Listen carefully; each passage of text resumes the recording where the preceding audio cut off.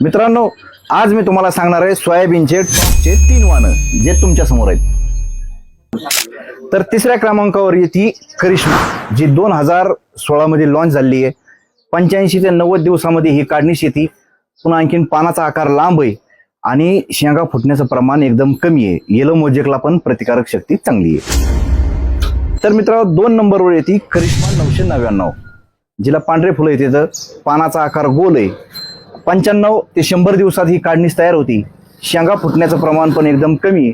Yellow मोजेकला प्रतिकारक शक्ती चांगली आहे आणि ऑइल आणि प्रोटीनचं प्रमाण जास्त असल्यामुळं हिला ज्यावेळेस मार्केटमध्ये आपण विक्रीला नेतो त्यावेळेस भाव चांगला मिळतो. तर आता 1 नंबरवर येते मालविका, जी मागच्या वर्षी भरपूर शेतकऱ्याच्या पसंतीच उतरलेली आहे.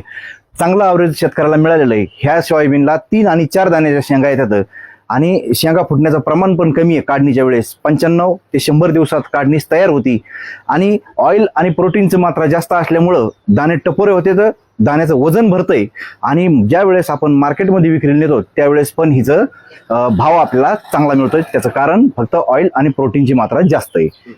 तर आपण आता हे 3 जे वाण बघितले ह्याच्यामध्ये 3 आणि 4 दाण्याच्या शेंगा येण्याचं प्रमाण जास्त आहे. तर ह्या 3ही वाणाचा आपल्याकडे भरपूर स्टॉक उपलब्ध आहे. धन्यवाद.